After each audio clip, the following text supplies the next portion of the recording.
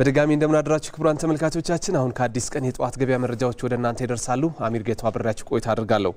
መንግስት በኢንቨስትመንት ዘርፍ የፈጠረው ምቹ መደላድል ከፍተኛ የውጭ ምንዛሬ እንዲገኝ እያስቻለ ስለመሆኑ የኢንዱስትሪ ሚኒስትሩ መላኩ አለበል ገለጹ።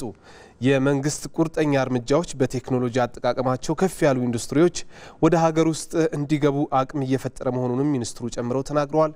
ሳምሶን ገድሉ በዚህ ጉዳይ ላይ ተጨማሪ ዘገባ አለው። የዋጃን ዓለም አቀፍ ቀላል ኢንዱስትሪ ልዩ ኢኮኖሚ ዞንን የስራ እንቅስቃሴ ተዘዋውረው የጎበኙት የኢንዱስትሪ ሚኒስትሩ መላኩ አለበል መንግስት ለዘርፉ የሰጠው ልዩ ትኩረት ተጨባጭ ለውጥ እያስመዘገበ እንደሚገኝ አስረድተዋል። ከዚህ ቀደም የውጭ ባለሀብቶች በተወሰኑ የኢንቨስትመንት አማራጮች ላይ ይሰማሩ እንደነበር ያነሱት ሚኒስትሩም አሁን ላይ ዘመኑን የዋጁ ቴክኖሎጂዎችን መሰረት ባደረጉ ኢንቨስትመንቶች ላይ የመሰማራት ፍላጎታቸው እያደገ መጥቷል ብለዋል። ሚኒስትሩ አክለውም የኢትዮጵያ መንግስት ኢንቨስትመንትን የሚያበረታታ ፖሊሲ ተግባራዊ ማድረጉም የኤሌክትሪክ ኃይል አቅርቦት መሻሻሉ የሰለጠነ የሰው ኃይል በዘርፉ ላይ መሰማራቱም ለፍላጎቱ ማደግ መሰረት መጣሉን አንስተዋል። በዚህም ኢትዮጵያ ከኢንቨስትመንት የምታገኘው የውጭ ምንዛሬ እያደገ መምጣቱን ጠቅሰዋል።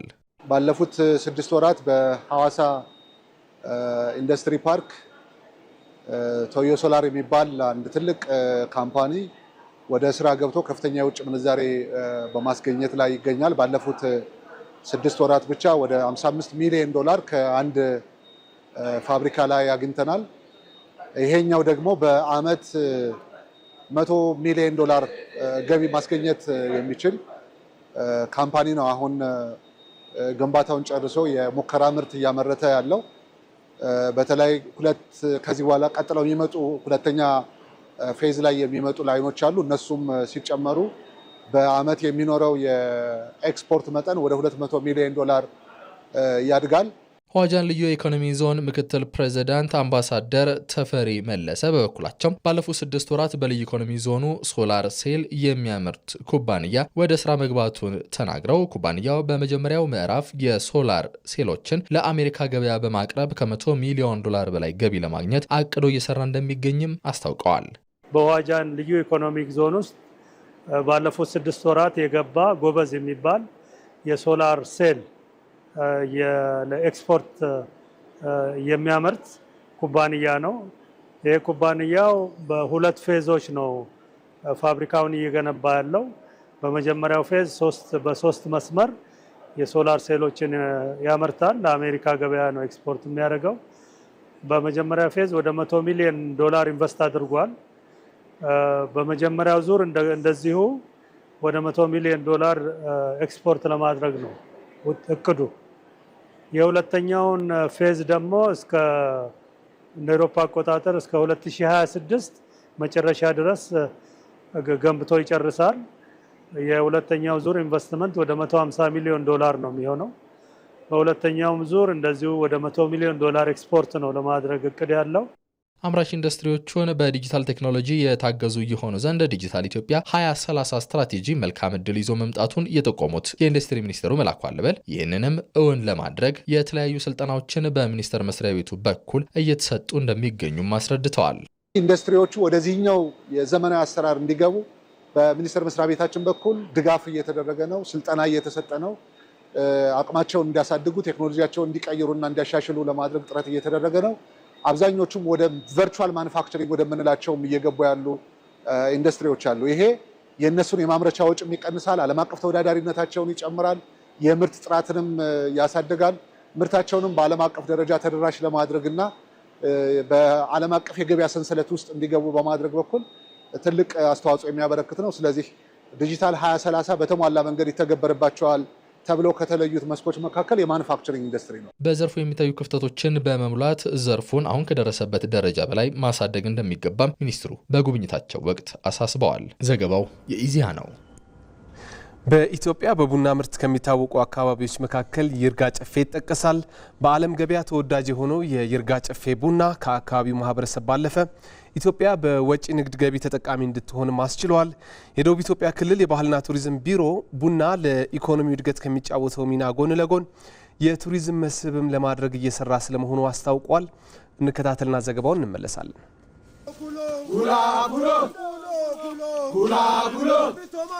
አሁን የምንገኘው በደቡብ ኢትዮጵያ ክልል በጌዲዮ ዞን በገደብ ወረዳ በሚገኝ አንድ የቡና ማሳ ውስጥ ነው። ቡና ለቱሪዝሙ ዘርፍ እያደረገ ያለውን አስተዋጽኦ፣ በዚህ አካባቢ ደግሞ ቡናን ለማስተዋወቅ እየተሰሩ ያሉ ስራዎች ምን ይመስላሉ በሚለው አጠር ያለ ቅኝት እናደርጋለን። አብራችን ቆዩ።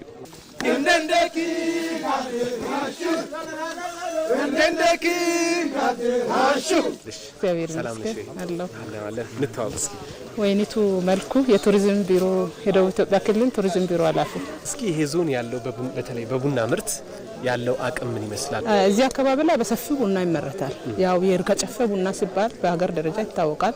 የቡና ምርታችን በጣም በስፋት ቴክኖሎጂን በመጠቀም ምርትና ምርታማነታቸውን በማሳደግና ጥራቱን የጠበቀ ቡና ለዓለም ገበያ ለማቅረብ አምራች አርሶ አደሮቹ በጣም በሰፊው የባለሙያ ድጋፍ እያገኙ ቡና እያመረቱ ይገኛሉ። እዚህ አካባቢም ያው ግብአቶችን በመጠቀም በጥራት ቡና በማፍራት በብዛት በማምረት ለዓለም ገበያ እያቀረቡ ይገኛሉ። ኢትዮጵያ ያው የቡና መገኛ የሆነች ሀገር ነች ይታወቃል። ይሄ ቦታ ደግሞ ሰፊ ሀብት ያለው እንደሆነ የሚታወቅ ነውና ከዚህ አንጻር እንደው በቱሪዝሙ ለማስተዋወቅ ምን ተሰርቷል? በጣም ሰፊ ስራ እየተሰራ ነው በመንግስት። ቡና እንግዲህ አንዱ የቱሪዝም መዳረሻ ሆኖ ያገለግላል ማለት ነው። ቡናን እንደማንኛውም ቱሪዝም ማለት በመሰረቱ ማምረትና መሸጥ ነው፣ ለገበያ ማቅረብ።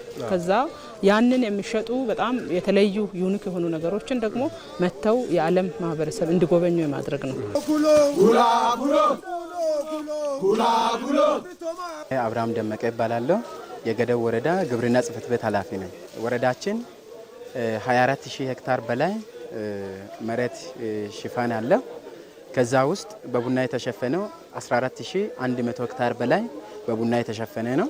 ይሄ ቡናም በጣም ያረጀ ሳይሆን ልጅ ቡና ነው ያለ ነው። ከ1 ዓመት እስከ 15 ዓመት ባለው እድሜ ውስጥ ያሉ ቡናዎች ናቸው። አርሶ አደሩ በክላስተር ቡናውን በስፋት እያለማ ይገኛል። አንዱ ከአንዱ ልምድ እየወሰደ ከዚህ በፊት የነበሩ ያረጁ ቡናዎችን እያነሱ አዲስ ቡናዎችን በመትከል አሁን ጥሩ ምርት ላይ ምርት የአርሶ አደሩ እያገኘ ይገኛል።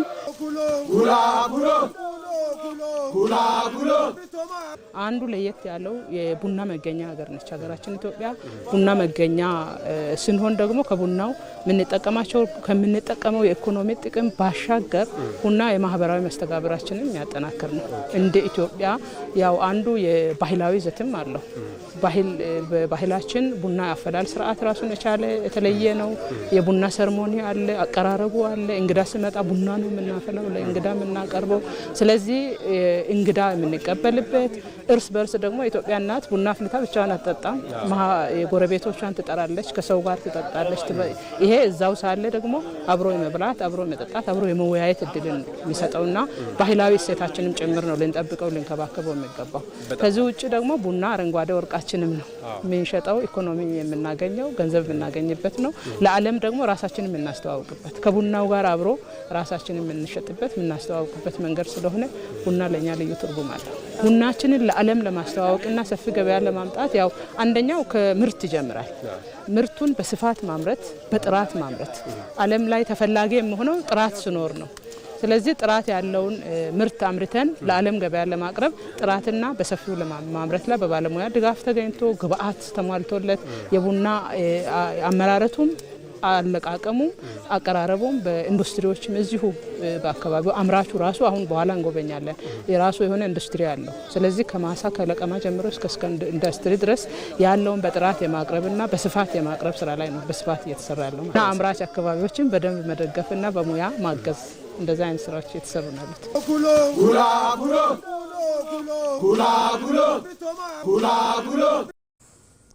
ክቡራን ተመልካቾቻችን አሁን ደግሞ ለጠዋት ገበያ በቀጥታ ስርጭት የጠዋት ገበያ ድባብ ቅኝት የምናደርግበት ጉዳያችን ላይ እናልፋለን። ለዛሬ ወደ 6 ኪሎ እንሻገርና በ6 ኪሎ ያለውን የአትክልትና ፍራፍሬ ግብይት ምን ይመስላል የሚለውን እንጠይቃለን። ባልደረባችን ብሩክታዊት አስራት ደግሞ ከ6 ኪሎ በቀጥታ መስመራችን ላይ ትገኛለች። ብሩክታዊት እንደምን አደርሽ? እስኪ በ6 ኪሎ ያለው የጠዋት ገበያ ድባብ ምን ይመስላል? ያው ከጀርባሽ ብዙ ሰዎች ይታዩኛል። ደመቅ ያለ የጠዋት ገበያ ድባብ ይመስላልና አጠቃላይ እስኪ ግብይቱ ምን ይመስላል? ለግብይት የቀረቡ ምርቶችና ዋጋቸውን ጠቅለል አድርገሽ ንገሪኝ።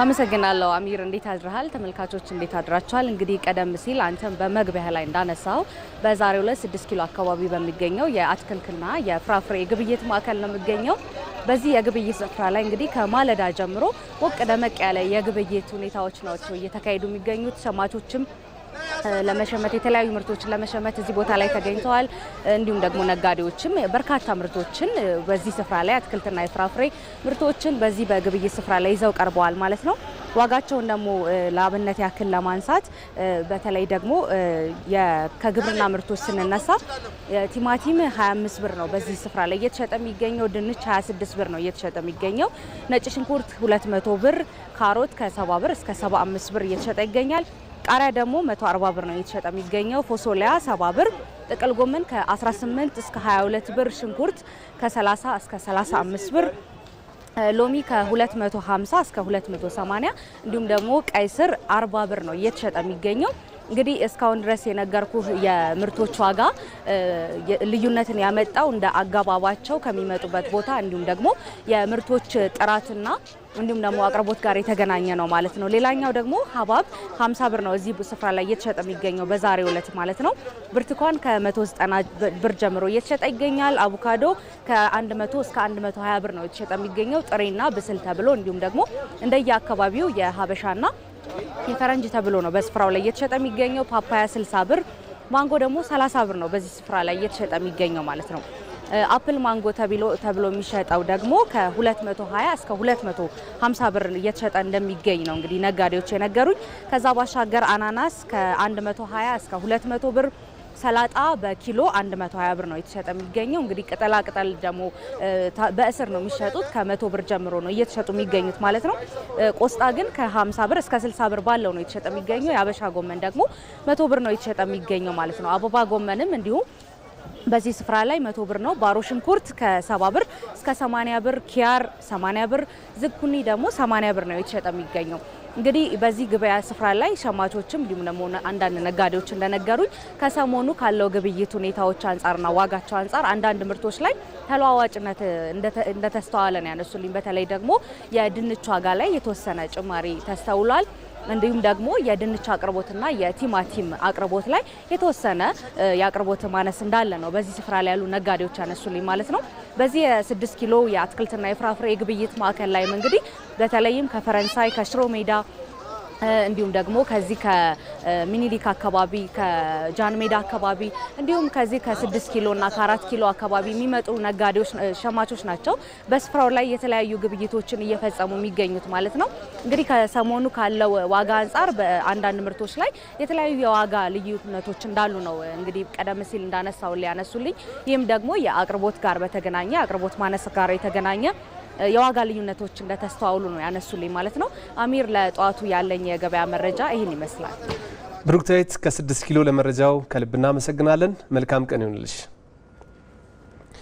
ወደ መጨረሻው ጉዳያችን እናልፋለን ክቡራን ተመልካቾቻችን አሁን በአዲስ አበባና በሌሎች ከተሞች ያለውን የመሰረታዊ ሸቀጦች ዋጋ የውጭ ሀገር ገንዘቦች የምንዛሬ ተመንና ሌሎች የግብይት መረጃዎችን እንከታተልና እንመለሳለን